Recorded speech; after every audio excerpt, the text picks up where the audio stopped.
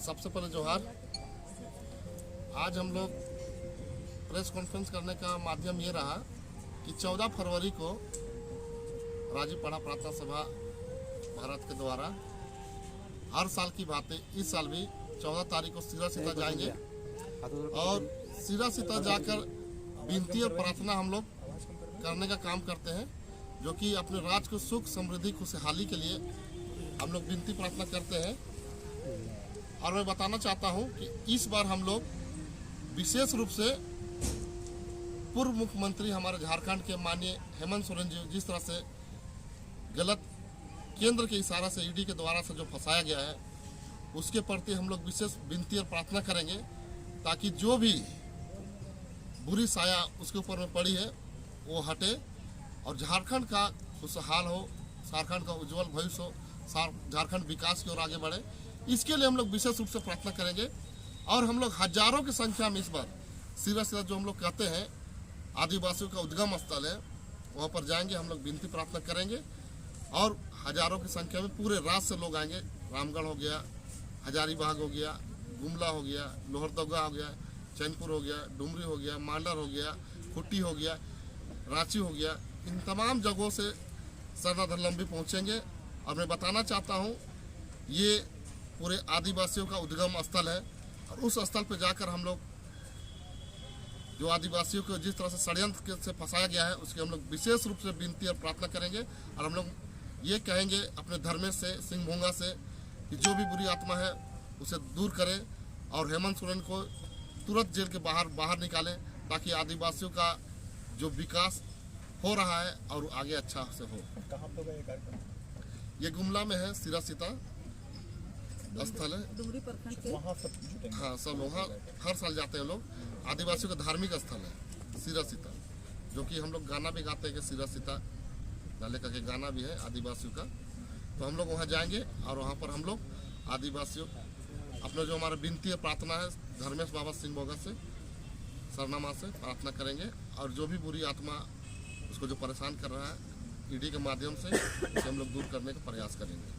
कौन है बुरी आत्मा आप लोगों की नज़र में, कौन परेशान कर रहा है? देखिए, हम लोग की नज़र में बुरी आत्मा केंद्र में बैठी हुई बीजेपी सरकार है और उसके माध्यम से ईडी के द्वारा जो परेशान कर रहा है वो बुरी आत्मा है हमारे के लिए। और हम लोग आदिवासियों के लिए अगर सबसे बड़ा रावण है वो है नरेंद्र मोदी। देखिए, एक चीज़ मैं बताना चाहता हूँ आपके चैनल के माध्यम से कि जब पहले ईडी और सीबीआई का और इनकम टैक्स जब जांच होता था, जब तक किसी के ऊपर पुख्ता प्रमाण नहीं मिलता था तब उसे अरेस्ट नहीं करता था। एक संवैधानिक पद में बैठा हुआ व्यक्ति उसको आप यूं ही अरेस्ट नहीं कर सकते। आप पहले अरेस्ट करते हैं, उसके बाद आप साक्ष्य जुटाते हैं। ऐसा नहीं होता, ये संविधान में लिखा हुआ है कि पहले आप साक्ष्य को जुटाइए, उसके बाद उसको कोर्ट के माध्यम से वारंट इशू कीजिए, तब उस वारंट में अगर संवैधानिक पद माननीय मुख्यमंत्री तो राज्यपाल का साइन होता है, उसके बाद आप अरेस्ट करते हैं। या तो कुछ नहीं, इस तरह कोई भी मामला कोई भी प्रोपेगेंडा नहीं है, सीधा सीधी केंद्र के इशारा से कहे तो कैदियों को रखा जाता उस जगह में रखा गया। मतलब समझिए कि ये पूरी तरीका से षड्यंत्र है और इस षड्यंत्र हम लोग इसको बहुत जल्द पर्दाफाश करेंगे और आने वाले दिन में चुनाव में इसका हम लोग मुंहतोड़ जवाब देंगे। देखिए, वहाँ पर आदिवासियों का धार्मिक स्थल है जिसको हम लोग कहें तो जैसे कि हिंदू भाइयों के लिए से होता है कि आपका वैष्णो देवी बाबा धाम इस तरह का है, मुसलमानों के लिए है मक्का मदीना है, उसी प्रकार से आदिवासियों के लिए सीरा सीता भी एक धार्मिक स्थल है जहाँ पर आदमी अनुष्ठान धर्म का अपना अनुष्ठान करते हैं, अपना सिंह भोंगा सरनामा धर्मेश बाबा से प्रार्थना करते हैं और अपने राज्य के साथ साथ पूरे देश के खुशहाली के लिए, अपने परिवार की खुशहाली के लिए विनती और प्रार्थना करते हैं। कितने लोग मतलब झारखंड से यहाँ से मतलब रांची शहर से कितना लोग वहाँ पर जाएंगे आप लोग? हजारों की संख्या में पहुँचेंगे और पूरे हमको लगता है झारखंड से 10,000 के आसपास लोग वहाँ पहुँचेंगे। उरांव की धर्मपत्नी प्रोफेसर बंटी उरांव, फिलहाल मैं कार्तिक उरांव कॉलेज गुमला में बीएड में प्रोफेसर हूँ। आज आपने जो पूछा कि सीरा सीता नाले धार्मिक स्थल जो हम लोग 14 तारीख को जाते हैं, आदिवासी हमेशा प्रकृति को लेकर के ही चलते हैं। तो 14 तारीख ये माघ पंचमी है, उस दिन पूजा भी रखी जाती है। तो हम लोग के लिए जो बढ़ती चांद है हमेशा शुभ है, इसलिए हम लोगों ने वो दिन रखा और अभी नहीं बहुत पहले से ये उस दिन हम लोग जाते रहे हैं हजारों हजार की संख्या में और वहाँ पूजा अर्चना करते हैं। हम आदिवासी समुदाय हैं, प्रकृति के पूजक हैं, हमेशा प्रकृति को ही लेकर के चलते हैं।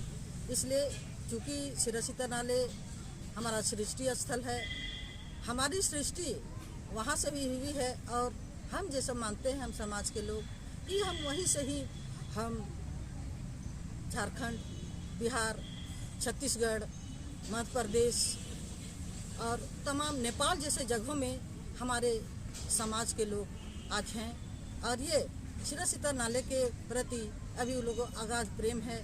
हमेशा की भांति वो लोग भी आएंगे, हमारे साथ जुटेंगे और हम बाबा धर्मेश, माँ चाला की पूजा करेंगे। और आज जो विकट परिस्थिति हमारे राज्य में हुई है, हमारे पूर्व मुख्यमंत्री हेमंत सोरेन जी को फंसाया गया है या यूँ कहें ये अभी अच्छा हमारे लिए नहीं है, हमारे समाज के लिए। क्योंकि ये जब आए तो हमें लगा था कि आदिवासी समाज का विकास होगा, लेकिन हमेशा विपक्ष की सरकार ने इसको काम नहीं करने दिया। समय समय पर इसको व्यवधान करते गए और अंततः इन्होंने इसको गिरफ्तार कर लिया। मौलिक अधिकार कहता है अनुच्छेद 32 के अनुसार किसी भी व्यक्ति को यदि आप गिरफ्तार करते हैं तो 24 घंटे के अंतर्गत आपको साक्ष्य जुटाना पड़ेगा और यदि न्यायाधीश कहते हैं अगर वो उस सबूत के तहत आप उसको आप प्रमाण दे देते हैं तभी आप गिरफ्तार कर सकते हैं। लेकिन यहाँ तो मौलिक अधिकार का भी हनन हुआ है। श्री सीता नाले पवित्र स्थल का इतिहास क्या रहा? सिरसिता नाले का इतिहास है कि वहाँ हमारा जो सृष्टि है वो वहीं से हुई है और वहाँ जो ककड़ो लाता है वो ककड़ो लाता जहाँ से एक भाई और एक बहन सबसे पहले आए और उसके बाद ही मानवों की विकास हुई। ये हमारा आदिवासी समुदाय का मानना है, हमारा शरण समाज का मानना है। आप प्रोफेसर हैं, एक सवाल है, उनका भेड़ चढ़ जाता है, ऐसे में आदिवासी समुदाय क्या करेगा, कैसे देखते हैं तमाम चीज़ों को? देखिए, हमेशा चूँकि हम प्रकृति के पूजक इसलिए हम लोग अपने आप को मानते हैं। अगर प्रकृति है तो हम हैं, अगर प्रकृति नहीं रहेगी तो हम नहीं रहेंगे। आज हम पेड़ पौधा की पूजा इसलिए करते हैं कि हमारे पेड़ पौधा से हमें लकड़ी ही नहीं मतलब हमें ऑक्सीजन मिलती है जिसे हम सांस लेकर जीते हैं। अगर आप सोचिए अगर 1 मिनट भी अगर हवा ना चले तो हमारा दम घुट जाएगा। हम चांद और पृथ्वी को पूजा करते हैं।